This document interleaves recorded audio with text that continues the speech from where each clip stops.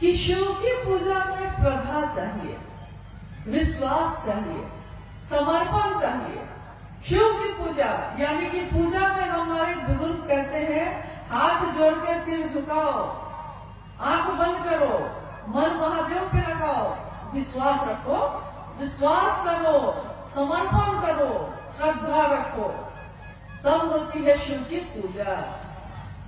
और शिव की चर्चा में विश्वास नहीं है तब भी कोई बात नहीं है, श्रद्धा नहीं है तब भी कोई मामला नहीं है, समर्पण नहीं है तब भी कोई फर्क नहीं पड़ता है। यानी साहब वैद्यानंद जी कहते हैं कि अविश्वास में, अश्रद्धा में, संशय में, विचारों में ही नहीं कुविचारों में भी शिव आपके गुरु हो सकते हैं। सिर्फ एक विचार, कुविचार मतलब कि महादेव के लिए अगर खराब भी सोच आप रखते हैं ना, तब भी वो महादेव आपसे रिश्ता जोड़ लेता है।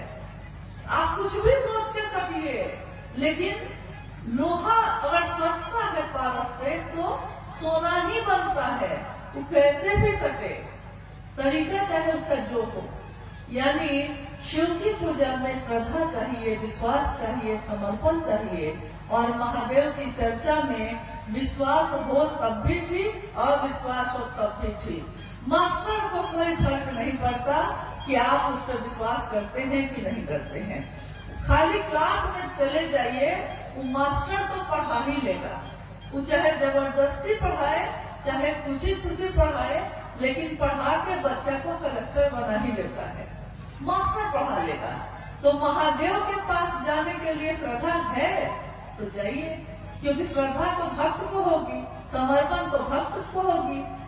क्योंकि पहला सूत्र कहता है शिव से दया मांगना याचना की अभिव्यक्ति है, भक्ति की अभिव्यक्ति है। दया मांगना, याचना करना भक्ति की अभिव्यक्ति है। और भक्त कौन होता है? हम लोग अमूमन बोलचाल की भाषा में कहते हैं कि अरे ये अमुक चीज के भक्त हैं, ये इनके भक्त हैं। लेकिन भक्त होना बहुत बड़ी बात होती है।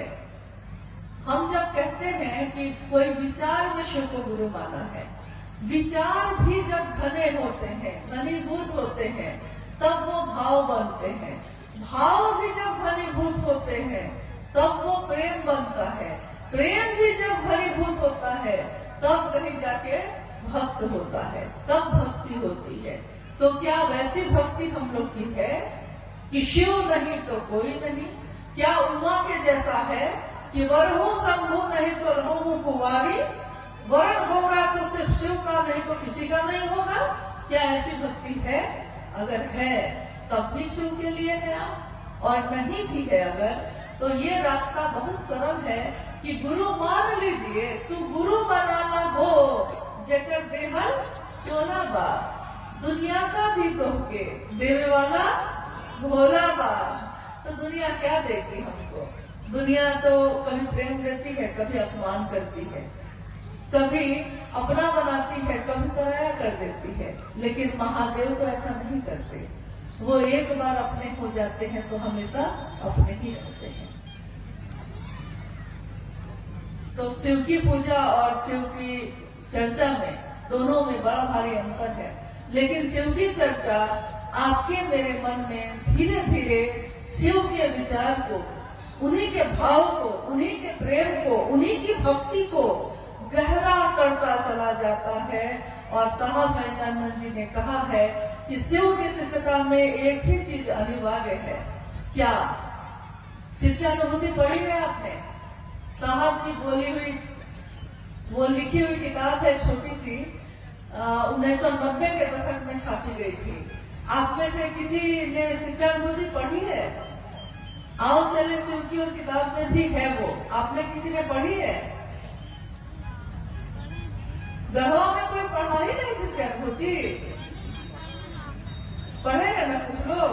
तो उसमें एक ही चीज अनिवार्य है, कुछ नहीं है तो कोई बात नहीं, अस्थाई शिष्य भाव, यही एक अनिवार्य चीज है। लेकिन ये अनिवार्य चीज जो है बड़ा मुश्किल है, बहुत कठिन है। लेकिन करत करत अभ्यास के जन्मति होते सुजान, करत करत अभ्यास, यानी शिव की चर्चा करते करते, शिव की बात करते करते, दूसरे को स्टेशन पहुंचाते पहुंचाते हम भी पहुंच जाते हैं। दूसरे को महादेव का रास्ता दिखाते दिखाते हम भी उस रास्ते पे चलने लगते हैं। कहता है ना, हमको नहीं देखा हुआ है, तुम दिखा दो, तो हम भी तो उस रास्ते पे चल देते हैं। तो शिव की चर्चा करते करते हमारा मन धीरे धीरे धीरे धीरे शिव के लिए अस्थायी भाव से आने लगता है। एक जिज्ञासा है, शिव गुरु को मानते हैं, उनसे दया भी मांगते हैं, नमन भी करते हैं, पर चर्चा नहीं कर पाते हैं, तो शिव मेरे गुरु नहीं होंगे क्या? चर्चा कैसे कर पाएंगे? दया मांग पाते हैं, नमन कर पाते हैं, लेकिन शिव की चर्चा नहीं कर पाते। शिव से दया मांगना, अगर आपने पहला सूत्र ठीक से कर लिया है तो ये हो ही नहीं सकता है कि आप चुप बैठिएगा, क्योंकि उसके बाद तो आप जो बोलना शुरू करते हैं। जो लोग मूक थे, मौन थे, अपने घरों में बंद थे, उन लोगों ने जब शिव को गुरु बनाया तो ऐसा बोलना शुरू किया कि सामने वाला जब मिलता है तो घबरा जाता है, कहता है पहले ही कि हाँ हाँ हो गया, अब इससे ज्यादा मत बोलिए, हम मानने को तैयार हैं, शिव मेरे गुरु हैं। वो इतना बोलेगा कि महादेव को गुरु बनाए भैया, बनाए, कि लास्ट में वो कह देता है कि हाँ भैया अब मत बोलिए, अब थक गए, थक के वो कहता है कि इससे बढ़िया है कि मांगिए लेते हैं, तो मांग लेता है वो। यानी कि तब भी आप चुप नहीं होते। शिव का ध्यान, शिव का भाव दिल में थोड़ा जागे, दिल में थोड़ा जागेगा तो मुंह से तो अपने आप ही निकलता है। ये शास्त्र से बोली हुई बात है, ये शिव गुरु का मंच है। बोलिए, आपने कभी विद्वान, बड़े बड़े विद्वान को आके यहाँ बोलते सुना है? कभी नहीं सुना होगा। हमारे गुरुभाई गुरुबानी बोलते हैं, वही भजन गाते हैं, वही चर्चा करते हैं, वही संचालन करते हैं। यानी शिव शिष्यों की ये दुनिया, हाय रे ये दुनिया, हरिंदर की दुनिया, एक हरिंदर निहाल सारी दुनिया। कैसी दुनिया उन्होंने बनाई है, जिसमें कोई शास्त्र नहीं पढ़ा हमने, कोई किताबें नहीं पढ़ी हैं, कितने लोग तो अनपढ़ हैं, दुनिया जिसको कहती है गंवार वो भी है। लेकिन जब महादेव की बात करना शुरू करते हैं तो लोग ठहर के सुनते हैं कि कौन बोल रहा है ये, भैया ये कहाँ से सीखा आपने, वो कहता है, पूछता है। और भैया या दीदी कहती हैं कि भाई ये तो भैया साहब महेंद्रनाथ जी का बात है जो हम कह रहे थे। तो उसने कहा कि क्या एक एक लाइन उन्होंने कही है? तो नहीं, उन्होंने सिर्फ इतना ही कहा था कि महादेव को अपना गुरु बनाना, लेकिन जब अपना बना लिए है ना, तो हृदय में भाव अपने आप ही जगता है और मुंह से आवाज भी, शब्द भी, वाक्य भी अपने आप ही निकलने लगते हैं। यानी कि महादेव का ध्यान थोड़ा सा हो जाए, थोड़ा सा भाव हृदय में जग जाए, तो चर्चा तो आप खुद ही करने लगते हैं, फिर आप रुकिएगा ही नहीं। इसलिए महादेव से दया जो आप कह रही हैं कि हम मांगते हैं, उसको सचमुच में मांगिए। इसके लिए मांगिए कि महादेव आपका काम मुझसे हो सके, इसके लिए मांगिए। बाकी तो उनकी दया से ही सब कुछ हो जाता है। आप खुद सोचिए, साहब के जीवन में, अभी आपने थोड़ी देर पहले सुना, शिव की शिष्यता की पृष्ठभूमि, व्याप्ति, प्रयोजन, यानी साहब के जीवन की घटनाओं के बारे में आपने सुना। साहब के जीवन में 1974 में उन्होंने शिव को गुरु माना, 1975 में नमः शिवाय मंत्र आया, 1986 में आकाशवाणी हुई थी जिसमें आवाज आई कि तुम जो करते हो दूसरे को करने को नहीं कहते। और उसके बाद, इस घटना के बाद से साहब दूसरों से भी कहने लगे। हालांकि 1982 से उन्होंने शिव की बात शुरू कर दी थी, लेकिन 1986 के बाद से ये बात बहुत रफ्तार से होने लगी। लेकिन पहला सूत्र क्या है? क्योंकि कहा जाता है कि गुरु का आदेश शिष्य के जीवन का आधार होता है, तो इस तरीके से तो आकाशवाणी जो हुई थी, गुरु का आदेश तो वही था। वही होना चाहिए था। लेकिन पहला सूत्र क्या हुआ? शिव से दया मांगना, यानी शिव से दया मांगना। साहब ने कहा कि मैंने अपने जीवन की घटनाओं से ये समझा है कि ये नमः शिवाय का आना और जाना ये भी शिव की दया है। ये आकाशवाणी का मुझको प्रेरित करना महादेव के काम को करने का, ये भी महादेव की दया है। मेरे मन में इस श्लोक का गूंजना कि गुरु र ब्रह्मा गुरु र विष्णु गुरु र देवो महेश्वर गुरु साक्षात पर ब्रह्म तस्मै श्री गुरुवे नमः। और मेरे मन में गुरु भगवान होते हैं तो भगवान गुरु क्यों नहीं है, भगवान को ही गुरु मान लिया। ये प्रेरणा मेरे मन में भरने वाले शिव की दया है। उस प्रेरणा के बाद मैंने शिव को गुरु मानने के बाद अपनी पत्नी से कहा, उसके बाद दुनिया के लोगों से कहा, नमः शिवाय आया, आकाशवाणी आई, दुनिया में लोग, कुछ लोग 12 लोग 13 लोग पहले शिव के शिष्य बने, फिर उसके बाद सैकड़ों लोग बने, हजारों बने, लाखों बने। आज शिव शिष्यों की संख्या करोड़ों में है। यहाँ तक कि लोग कहते हैं कि गणना हो सकती है क्या? तो हम लोग कहते हैं कि यह संभव है। क्यों? क्योंकि जैसे ही गणना शुरू करिएगा, इधर से शुरू कीजिएगा कि तब तक तो दूसरा प्लॉट जारी है। मतलब अभी 5 आदमी का किया है तो 10 आदमी तो और घोषणा होके रेडी है।